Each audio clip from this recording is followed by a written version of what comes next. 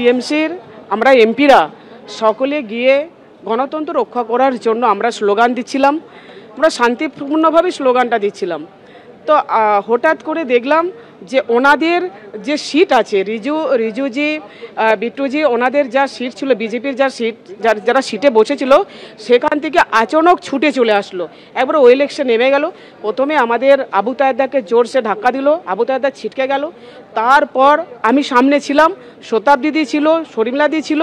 তো সামনে এমনভাবে সামনাসামনি, যেটা বলতে লজ্জা লাগছে, আমাদের বলতে লজ্জা লাগছে, এমনভাবে সামনাসামনি এইভাবে সামনেতে জোরভাবে ধাক্কা দিল।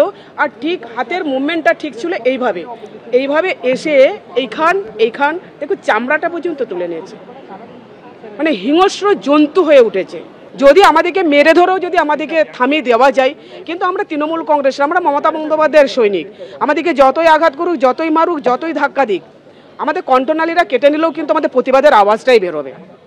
সংবিধানের ১৩০তম সংশোধনীর কড়া সমালোচনা করেছেন মুখ্যমন্ত্রী মমতা বন্দ্যোপাধ্যায়।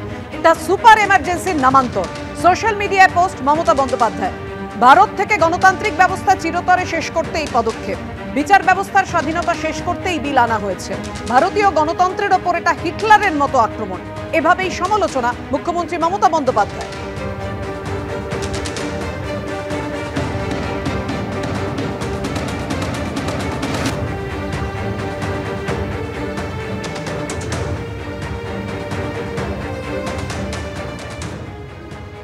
গণতন্ত্রের ওপর আক্রমণ বলে একইভাবে সরব হয়েছে কংগ্রেসও। প্রাক্তন কংগ্রেস সাংসদ অধীর রঞ্জন চৌধুরী কি বলেছেন দেখুন।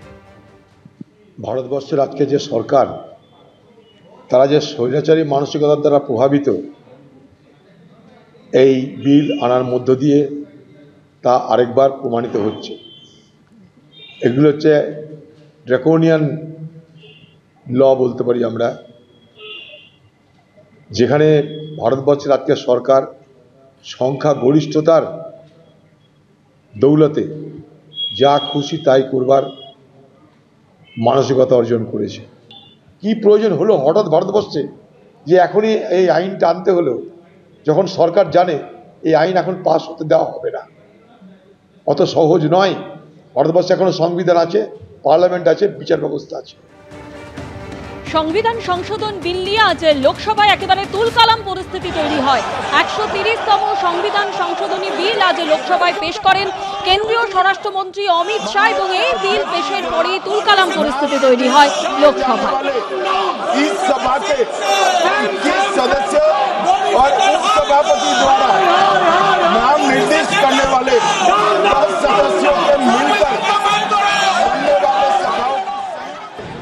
এটা আজকে আমাদের রাজনৈতিক জীবন যেরকম অস্বচ্ছ হয়ে গেছে, তাতে স্বচ্ছতা আনার প্রশ্নে একেবারে সঠিক একটা বিল আনা হচ্ছে।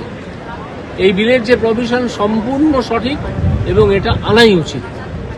এবং এতে যারা ভয় পাচ্ছে তাদের নিশ্চয়ই অনেক লোক আছেন তাদের মধ্যে যারা ৩০ দিনের বেশি জেলে থাকবেন, সেই জন্য ভয় পাচ্ছে।